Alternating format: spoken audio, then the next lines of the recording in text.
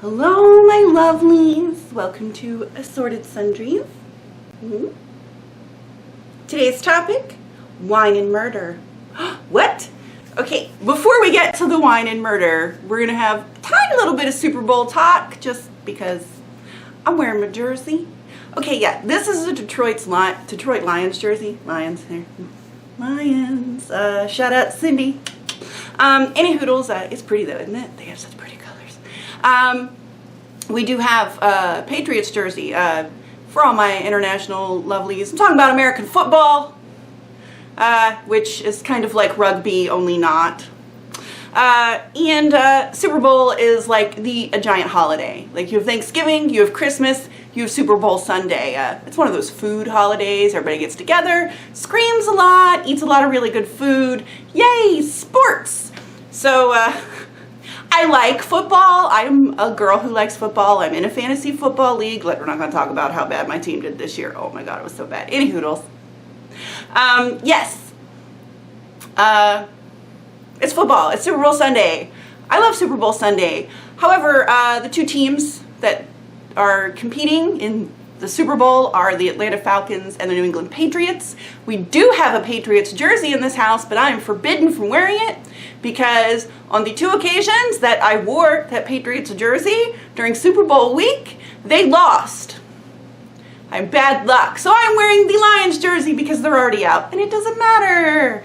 So yay for weird superstitions. Dudes have many weird superstitions when it comes to American football. Like crazy. Any hoodles, we're not here to talk about football. We're here to talk about wine and murder.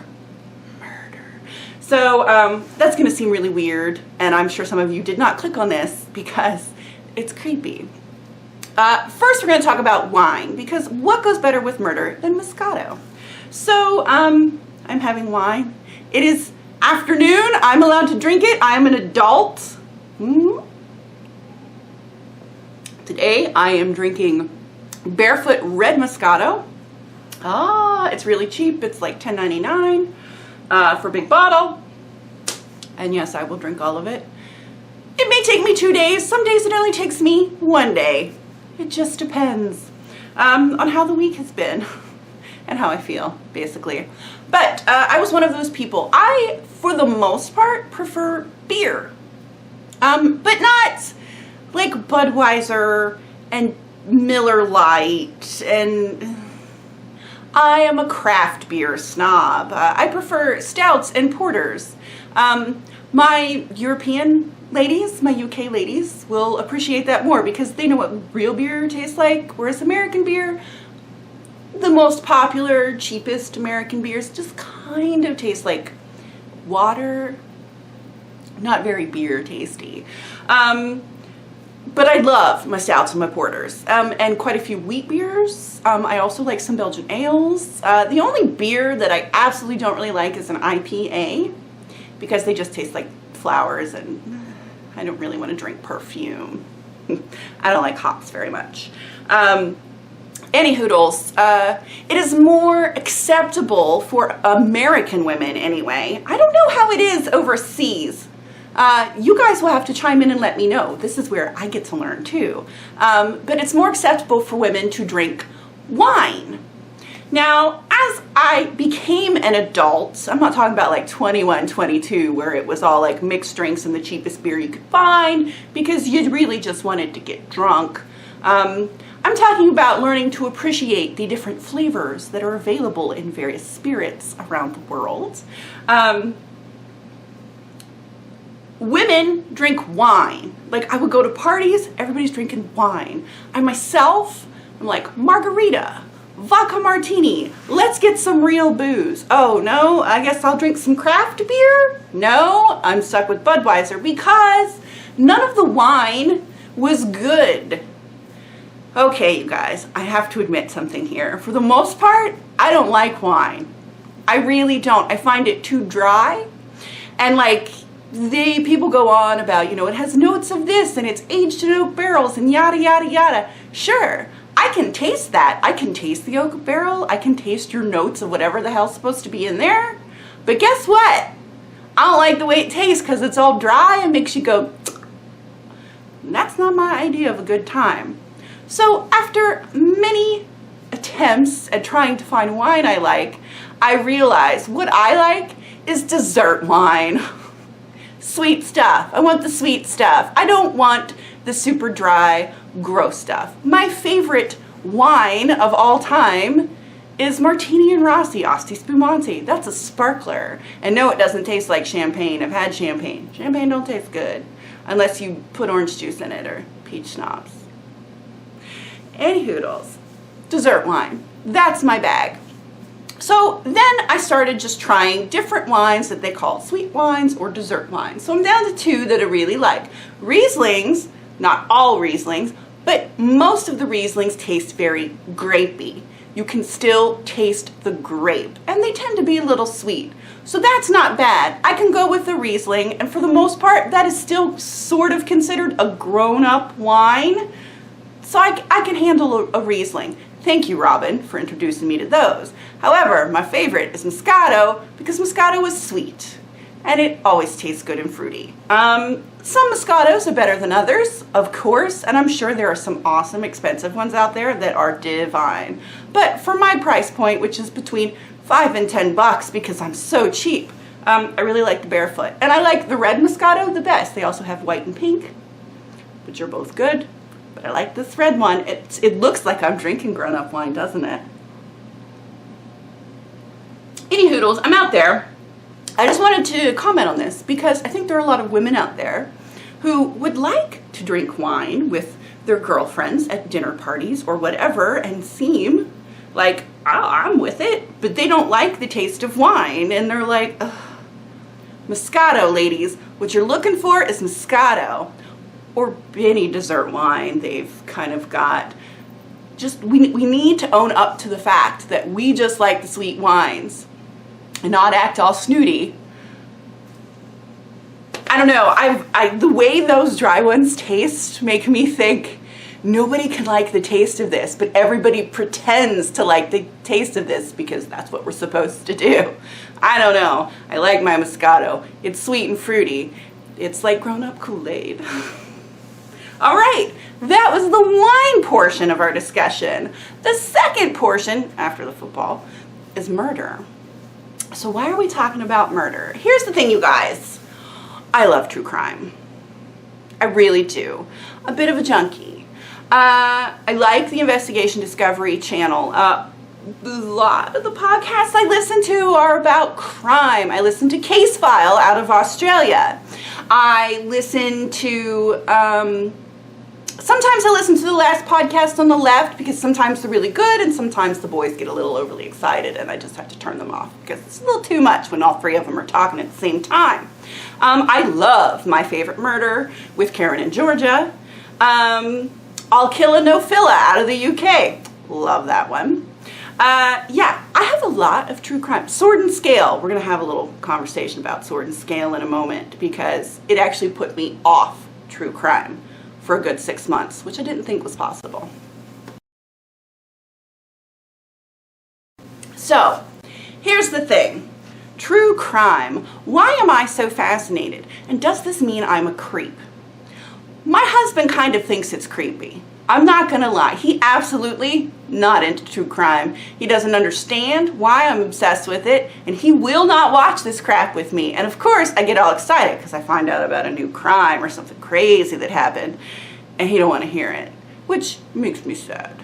My obsession with true crime, I think, comes from my fear of crime. I was a victim of crime at one point. I don't want to talk about it, so we're just going to say that I know firsthand, you know, what part of this is. But I think it is a fear that this could happen to you. Because it could. Crime is weird, and crime can happen to anybody at any time. No matter how good of a person you are, things still can happen. And it's scary. It is. It's really terrifying to sit and think about what could possibly go wrong. And it's not that I dwell on that, but I think, especially as a woman, it's always in the back of your head. And it gives you a little anxiety. Like, I'm sure when it's dark outside and you're headed to your car from the grocery store, you probably keep your keys between your fingers. You stay alert. You want to make sure you get into your car real quick and you lock the doors.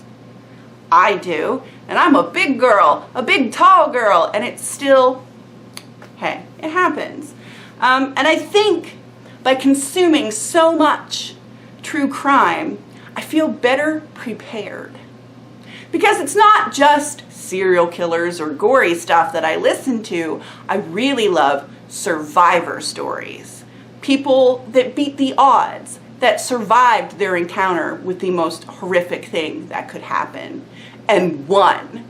I like the cop part, how the police officers go about catching the bad guys, because basically true crime comes down to good versus evil, the good guys versus the bad guys. Good triumphing over the evil monsters that live amongst us, because humans are pretty evil, guys. They're also pretty good. Like anything, there are two sides. So I like it when the cops catch the bad guy. I like it when the victim becomes a survivor and makes it out of a horrible situation. I want to hear those stories because then I feel better prepared. I'm more alert. I pay more attention to my surroundings because I know what could happen, because I have faced it, either listening to it or watching it on Investigation Discovery. I feel better prepared as I go through my daily life.